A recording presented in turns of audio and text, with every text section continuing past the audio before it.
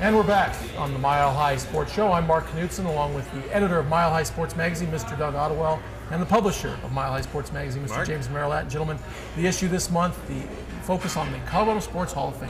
Yeah, and it's really kind of a unique place here that maybe is a little bit of a hidden gem. Some folks haven't been over there and had a chance to check it out, but Tom Lawrence and his group do a great job over there of highlighting some of the people that we watched growing up, and you know, it's fun to go through the place and reminisce about some of those old memories. And it's also pretty fascinating to see some of the people that maybe you don't associate with Colorado sports, from a Fun McGraw and some of those folks. And I think you know, it's a great place for a father to take his son or a mother to take her daughter. I mean, there's just a lot of historical things there, very educational.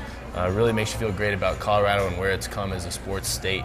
And you know, the feature we're about to take a look at really shows that off. We've got an inside look featuring some of the people that make it happen. Each year, anywhere from 4 to 6 individuals are inducted into the Hall of Fame. They all have that special something that set them apart from everybody else that we were considering at the time of their induction. It's not only athletes, but it's coaches, it's owners, it's managers, it's trainers.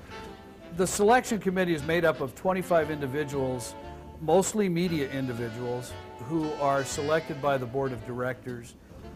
One of the things that the board that we've been trying to do since we opened up the museum in 2001 is really to let the public know that there is a Colorado Sports Hall of Fame museum, because I'm sure a lot of people don't know that. It is open free to the public. It's located on the west side of Invesco Field at Gate 1, and it's something, if you haven't seen it, you've got to come over and take a look. It really is a walk through the history of sports in Colorado.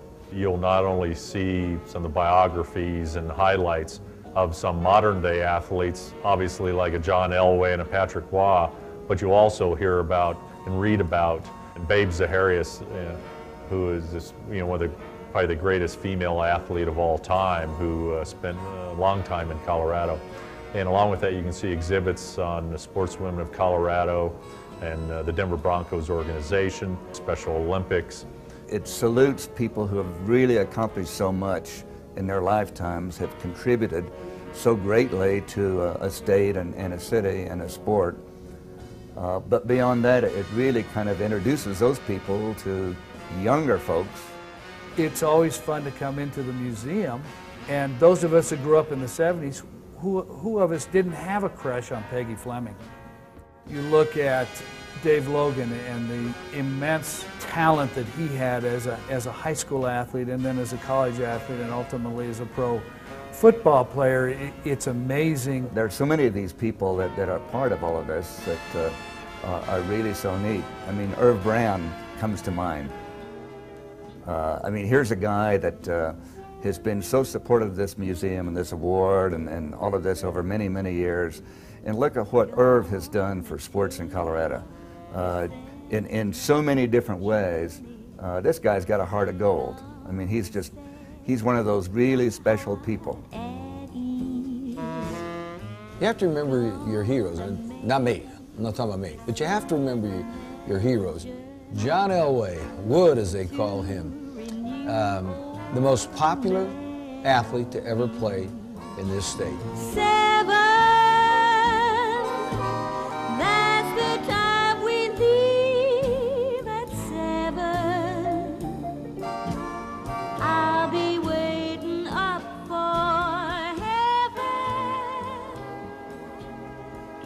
Jack Dempsey was more popular than Babe Ruth, they said, in his heyday. So you have to not let those people die. That takes me back.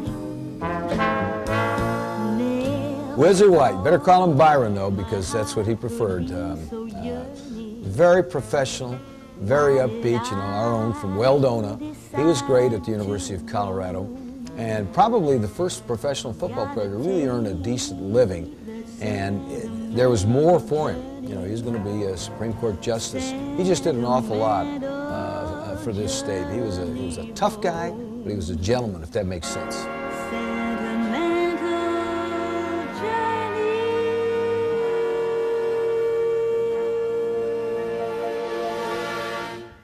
This year's class, which includes Seal Berry and Tom Hancock and Pat Patton, Bill Hybl, Dennis Smith and Davis Finney, it's a class that covers, you know, all bases. And starting with Seal Berry, who had such a great coaching career at the University of Colorado and is well-deserved induction. And then Tom Hancock, who was a longtime high school football coach at Lakewood back in the days when they were winning the state championship left and right back in the 50s and 60s. And Pat Patton's great wrestling career. He was a great all-around athlete at the University of Colorado, but then went on and coached. Tom and Pat are two of our veterans that came out of the Veterans Committee from the selection committee, so that we don't forget. And then you look at a Bill Hibble, who runs the El Pomar Foundation in the state, the second largest foundation down in Colorado Springs, but for his accomplishments of running the U.S. Olympic Committee for so many years and has been instrumental in keeping the USOC located in Colorado Springs. Then you have Davis Finney. When you think of cycling, particularly in the state of Colorado, you think of Davis Finney, and then and his wife, Connie Carpenter Finney, who is already in the Hall of Fame. So it's probably going to be the first husband and wife tandem that's going into the Hall of Fame. And then finally, and obviously not least, is Dennis Smith, the great safety from Southern Cal who played for the Broncos on all those great teams, is going in. And each individual, as I've spoken to them, are so honored and so excited to be going in. Our MC this year is Tom Green, who's been doing it, who is not only good but humorous. But then we've got Rick Riley from Sports Illustrated, who's presenting the award to Sarah Will. We have Billy Thompson, who's a Hall of Famer, presenting to Champ Bailey. Billy Kidd, the great Hall of Fame skier, is presenting the award to Jeremy Bloom. It's the night for Colorado sports. The 42nd Annual Colorado Sports Hall of Fame banquet is Tuesday, April 18th. It starts at 5:30. It's at the downtown Marriott City Center Hotel. Tickets are $150, and we also have corporate tables of 10. Also go to our website, coloradosports.org, and get your information, and also get an Evite directly off our website. Part of the proceeds of our banquet goes to support Special Olympics. One of the awards at our banquet is a Disabled Athlete Award, and this year's recipient is Sarah Will. And it's one of the highlights of the banquet itself, because you're in that audience and you see what Special Olympians or disabled athletes overcome to be successful in sports. You really feel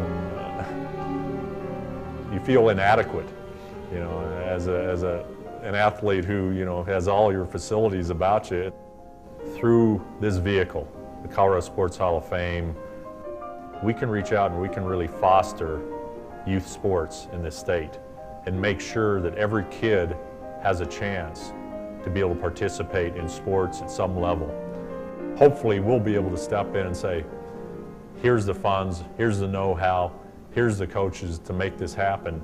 That's the fruition, that's the fruit of what we're doing by honoring these great athletes. And I think our dream is, if we can make sure that there isn't a sports program in this state that goes away, then we've done our job